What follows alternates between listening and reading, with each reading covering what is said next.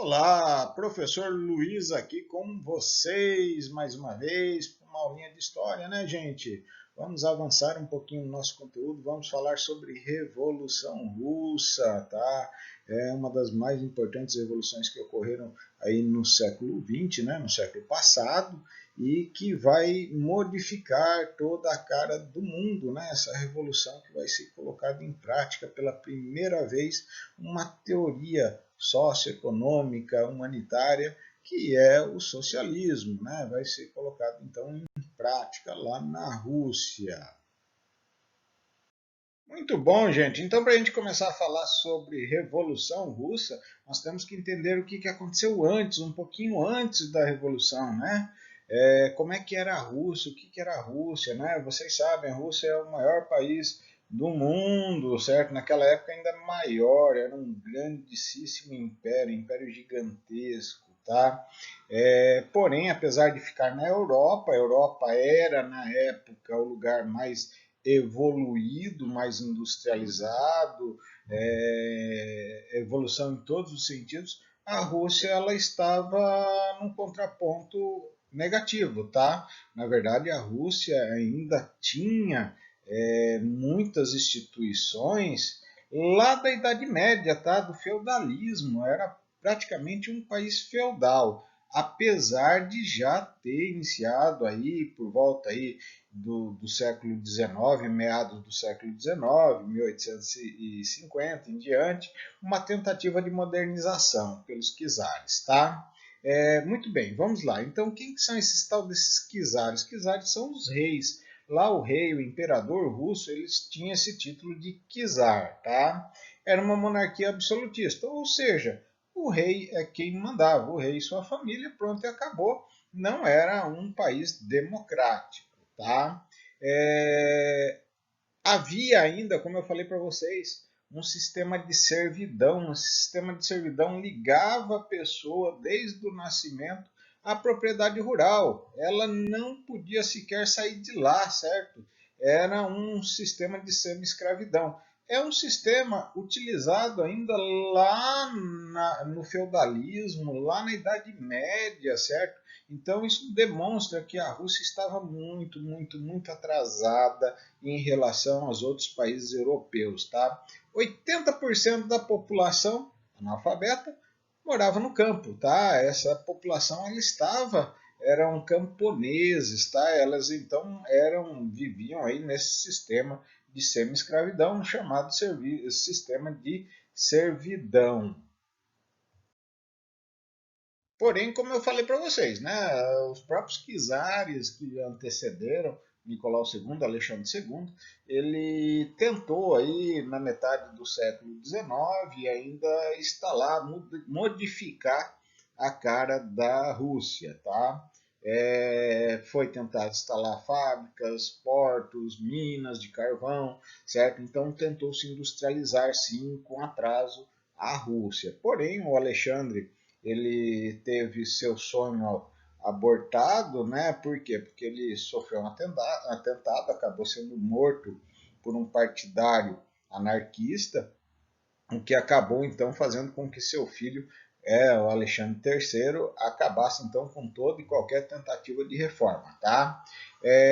E isso daí acabou dando origem ao início da formação de uma classe operária, o chamado proletariado. Seriam aquelas pessoas que vão trabalhar então não no campo, certo? Mas nas indústrias, certo? É o povão, né, meu povo? Somos nós, os corintianos flamenguistas aí da vida, né? É o povo que sustenta a nação, né? Então esse povo, né? Essa nova classe operária é um lugar bastante fértil para os chamados ideais marxistas, ideais comunistas, né? Ideais comunistas que vêm de Karl Marx e Friedrich Engels, certo? Eles que são os idealizadores do chamado comunismo, certo? Essa ideia, certo? Essa ideologia onde há um domínio da massa do proletariado, a ditadura do proletariado.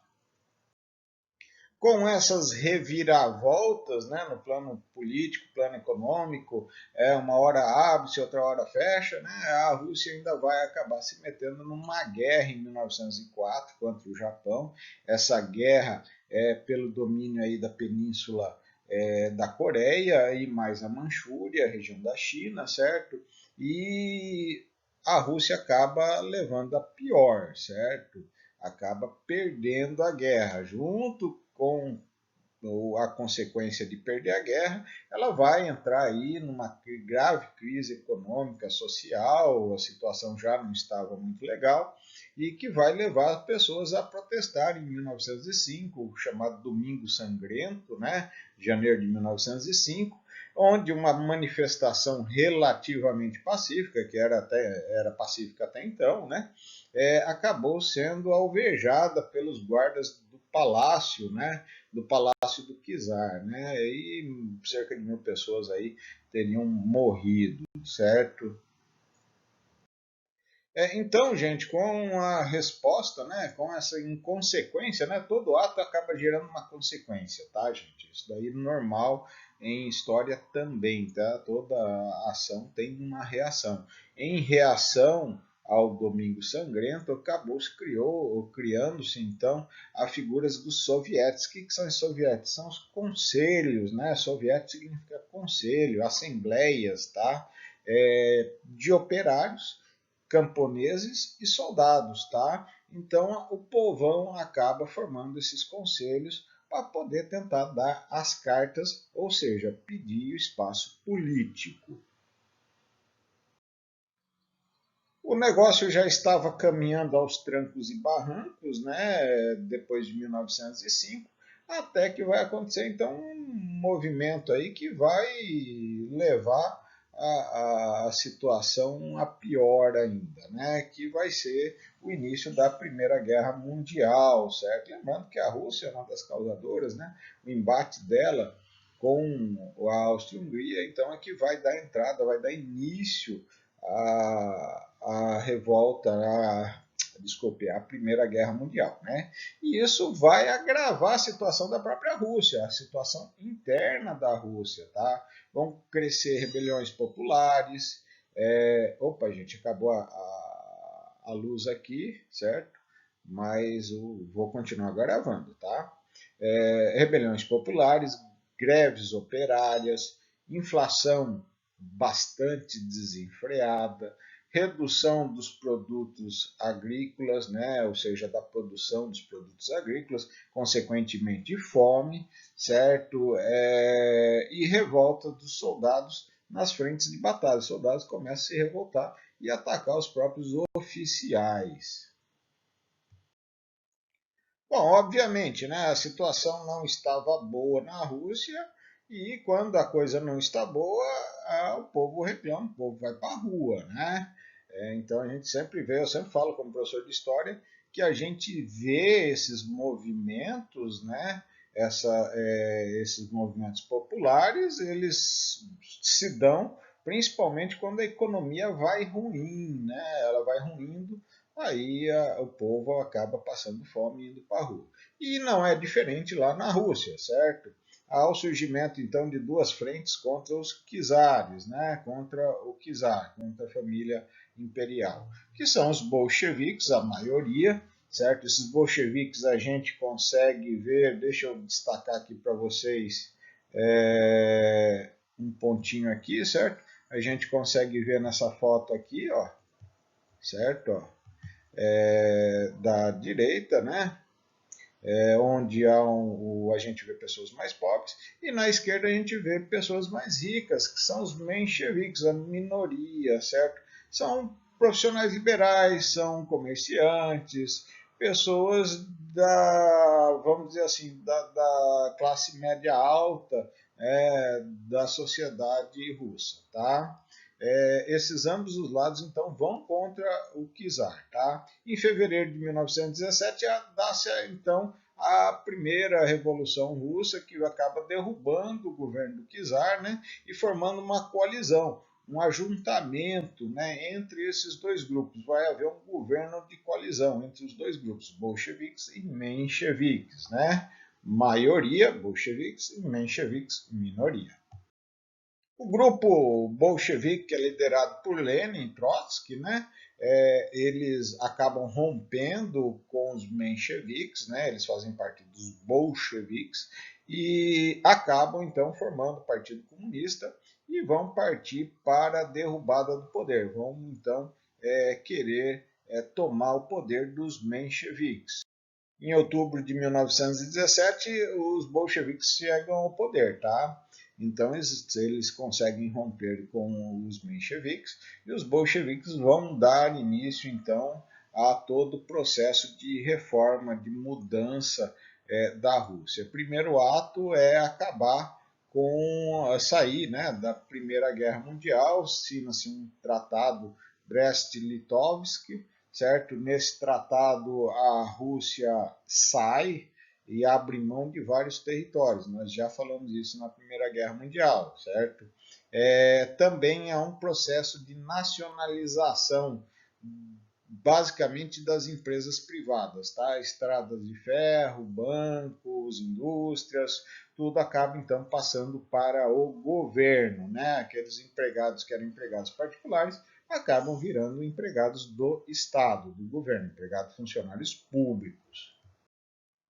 As terras são divididas entre os camponeses, tá? A produção controlada pelos próprios operários, são eles quem ditam o que vai produzir, quanto vai produzir, como vai produzir, certo? E essas ideias então vão contrariar aquela burguesia, os mencheviques, né?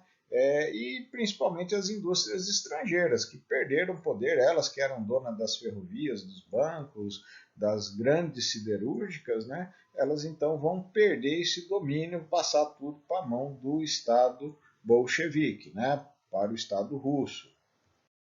Aqui o destaque é para essa figura aí, o Leon Trotsky, né? Trotsky, que vai pegar o exército russo, que já existia, e vai transformar no chamado Exército Vermelho, certo?